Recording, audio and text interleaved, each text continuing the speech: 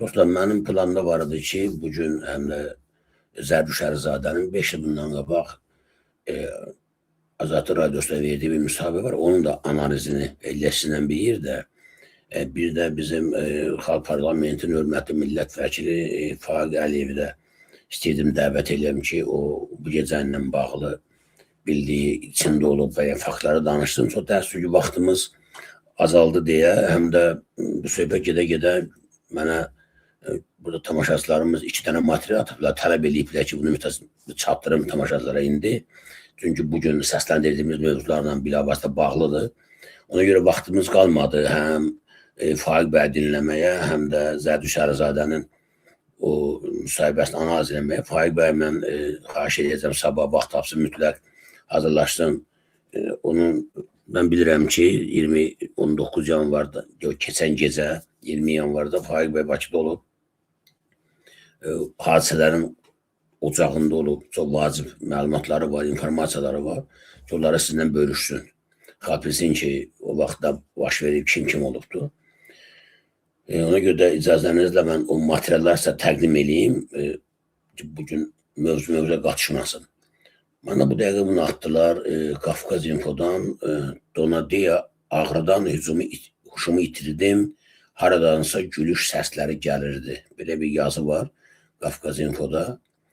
Görək bu nə ilə bağlıdır. Yanvarın 14-də, demə 5 gün öncə, Bakıdakı Liv Donadi hospitalda əməliyyat olunan Əli və Nino kitab evinin sahibi Nigar Köçərli xəstəxana ilə bağlı ciddi ittihamlar səsləndirib. Şaşmadım, bu Şahbaz Xudoğlu'nun yolda ailəsidir belə. Şahbaz bəy oxşatdım mən. Qafqaz Info xəbər verir ki, bu barədə sosial şəbəkə hesabında paylaşım edən Köçərli Nigar xanım xəstəxanada baxımsız vəziyyətdə qaldığını, tibbi personalın ona biganə yanaşdığını qeyd edib. Həyat yoldaşı, Şahbaz bəy, buradan da Şahbaz bəy salamlayıram. Şahbaz bəy yeri gəlmişdən dostlar, Azərbaycanın maarifçilik tarixinə həqiqətən də qızıl hərflərlə adını yazdırıbdır.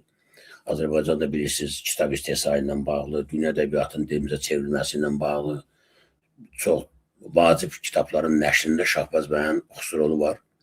Allah ona can sağlığı versin, işlərinə uğur arzulayıram. Həyat yoldaşı Şahbaz Xudoğlu ilə xəstəxanaya getdiyini vurğulayan sahibkar xanım qeyd edib ki, əməliyyat onlara naməlum olan səbəblərdən 6 saat uzanıb və ailə üzvlərinə bu barədə heç bir açıqlama verilməyib. Yanvarın 14-də səhər saat 7-də Liv Bonadi xəstəxanasında planlı açıq ginekoloji əməliyyat üçün gəldik. Ödənişdən sonra saat 7:30-da personalın tələbi ilə Şahbaz bəydən 7-ci mərtəbədəki liftin qarşısında ayrıldım və onu bir də yalnız saat 15-də yarımcan vəziyyətində gördüm. Yarımcan vəziyyətində gördüm. Dostlar, adlarını eşitdiyiniz bu klinikalar var, buram getməyin. Başda Milan Hospital, və bu günləri mən indi 2 hospital adı zədim, 3-cü bu da Liv Bonadi, hələ bir ad tapıb. Biabırsılıq da ölkədə dərəvəylikdir. Əməliyyatdan sonra ayılanda dəhşətli ağrı hiss etdim. Həyatımda keçirdiyim ilk əməliyyat deyildi. Üstəlik, yetkin bir insan kimi bilirəm ki, əməliyyatdan sonra ağrı olur, olmalıdır da. Amma bu ağrı o ağrı deyildi. Çox pisəm, xahiş edirəm, əlavə anesteziya vurun dedim. Əvvəl bir tibb bacısı sistem qoymaq üçün yaxınlaşdı. Əlindəki qabı yaramın üstünə atdı. Ağrıdan ağsız nə edirsiniz deyə qışqırdım. Sonra yenə yalvardım ki, xahiş edirəm, əlavə anesteziya edin. Bir anlıq fikirləşdim ki, bəlkə məni ciddi qəbul etmirlər. Dedim ki, ağrı 10 ballıq şkalada 10'dur. Artıq dözə bilmirəm. Ətrafında insanlar olsa da yalvarışlarıma heç kəs reaksiya vermirdi. Mən 2 dəfə qeysəriyyə əməliyyatı keçirmişəm. Belə bir ağrı heç vaxt olmayıb. Xahiş edirəm, mənə kömək edin dedim. Bu yalvarışlara baxmayaraq heç kim mənə kömək etmədi. Ağrıdan huşumu itirib, ayılanda yenə onlara yalvardım. Nəhayət kimsə dedi ki, əlavə anesteziya üçün ödəniş tələb olunur. Təbii ki, xahiş edirəm, edin dedim. Sonra bir müddət yenə heç nə baş vermədi. Ayıb görürdüm ki, Ağrı Dağı kəskinləşir, amma ətrafda heç kim yoxdur. Hardansa gülüş səsləri gəlirdi. Bir dəfə su xahiş edədim. Bilirəm ki, su olmaz, amma heç olmasa dodaqlarımı islada bilərdilər. Nigar Kösərli qeyd edib.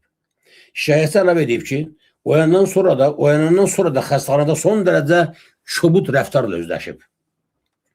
Tib qardaşı tonometrin manjetini və digər prosedurları əsəbi edirdi. Amma mən artıq etiraz edəcək vəziyyətdə deyildim. Nəhayət məni palataya gətirdilər. Ancaq saat 15:00 idi. Şahbaz bəyi gördüm. Bəlli oldu ki, o bu müddət ərzində heç bir məlumat ala bilməyib. Onu birinci mərtəbədə burada gözləyin deyib saxlayıblar. Sonradan məlum oldu ki, xəstəxanada video görüntülü gözləmə otağına, palataya və hətta tibb bacısının dediyinə görə reanimasiya otağına da dəvət edə bilərdilər. Normalda 1-2 saatlıq əməliyyatın 6 saat uzanmasının səbəbi barədə nə əməliyyat zamanı, nə də əməliyyatdan sonra yoldaşıma heç kim məlumat verməyib. Əvəzində o qapı-qapı, mərtəbə qaçaraq elementar bir məlumat alınmağa çalışıb. Sonradan məlum oldu ki, yer olmadığı üçün, halbuki əməliyyatın planlı idi. Məni ginekoloji yox, kardioloji şöbədə əməliyyat ediblər. Dəhşət Azərbaycan. Nigar Kösərli qeyd edib ki, şikayətçi olduqlarını biləndən sonra xəstəxananın bir neçə nümayəndəsi onlara yaxınlaşıb və kameraları yoxlayacaqlarını, tibb personali ilə bağlı araşdırma aparacaqlarını bildirib. Bir daha onu görmədik. Libonadidə 3 gün qaldım. Dəfələrlə kamera araşdırması nə oldu deyə soruşdum. Heç nə. Sadəcə bizi qoyun yerinə qoydular. Yanvarın 16-sında, yəni 3 gün bundan öncə, xəstəxanadan çıxdım. Qapıdan çıxanda yoldaşım boynumdan sallanan şlanqı gördü. Məlum oldu ki, bu epidural anesteziyadan sonra qalan və həmin gün çıxarılmalı olan şlanq və yara bantlarıdır. Təsəvvür edin ki, 3 gün ərzində heç kim buna baxmayıb və maraqlanmayıb. Bir saatdan sonra çıxardılar. Xəstəxanadan evə qayıdandan sonra tanış tibb bacısı evə çağırdım. Məlum oldu ki, belimdə olan yara bantları hələ də qalır. Üstəlik indi belimdə dərinin bişməcəsindən daha ağır bir əziyyət çəkirəm. Sadalanan ittihamlara aydınlıq gətirilməsi üçün xəstəxanaya sorğu ünvanladıq. Xəstəxanadan bildirildi ki, məsələ ilk gündən diqqətlə araşdırılmağa başlanıb. Qeyd olunan məsələ ilə bağlı xəstə yaxınları ilə hospitalımızın baş həkimi şəxsən əlaqə saxlayıb. Baş vermiş hallar ətraflı şəkildə müzakirə olunub. Xəstə əməliyyatdan sonra oyanma otağında tibbi protokollara tam uyğun olaraq nəzarətə götürülüb və ilkin mərhələdə müvafiq ağrı kəsici dərmanlar və anestezioloji preparatlar tətbiq edilib.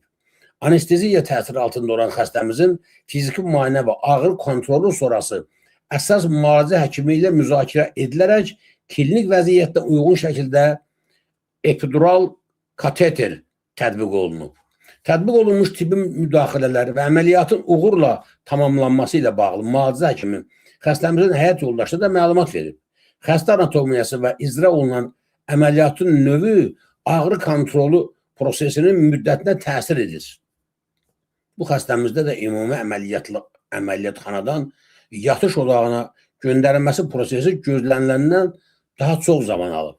Xəstə əməliyyatdan çıxdığı gün anesteziologiya şöbəsinin rəhbəri tərəfindən yatış otağında müayinə olunub və ağrısının azaldığı təsbit edilib.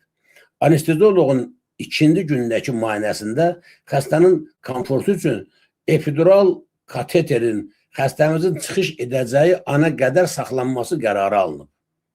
Eyni zamanda xəstəmiz yatış otağında olarkən də məmnuniyyət şöbəmiz və baş tibb bacısı tərəfindən ziyarət edilib, şikayətləri dinlənilib və araşdırmalara başlanılıb. Xəstəmiz xəstəxanadan sağalaraq evə çıxış etdikdən sonra araşdırmalarımızın nəticəsi baş həkimimiz tərəfindən həyat yoldaşına telefon zəngi vasitəsilə də bildirilib. Aidiyyəti şikayətlər və sosial media paylaşımları üçün bizim üçün nə qədər üzücü olsa da, xəstəmizin sağalaraq evinə yola salınması bizim ən böyük xoşbəxtliyimizdir. Yuxarıda qeyd olunanların xaricində imirimizə zərər vurmağa yönəlmiş qeyri-etik yanaşmaların heç birini qəbul etməməklə bərabər iddiaların tərəfimizə hüquq müstəvisində rəsmi şəkildə yönləndiriləcəyi halda müvafiq orqanlara tibbi qeydləri və bütün xəstələrimizin məhrəmiyyətini qoruyan kamera qeydlərimizi də paylaşmağa hazırıq. Məlumatda qeyd olunub. Əziz vətənlər, bu da Xudur Şahbazoğlu'nun həyat yoldaşı ilə bağlı baş verən vəhşi hərəkət. Leave Bonadi. Bunu ya da saxlayın. Bonadi. Ora müraciət eləməyin. Sadəcə budur, xalqın özünün dediyim bir mövqi olmalıdır. Niyə bizim klinikalarda bu hadisələr baş verir? Niyə bizim dövlət səhiyyəmiz normal deyil ki, insanlar gedirlər, hər yoldan keçən adama həkim adım verib canlarını onlara tapşırırlar. Ona görə ki, Azərbaycanın pulları görün hara xərclənir.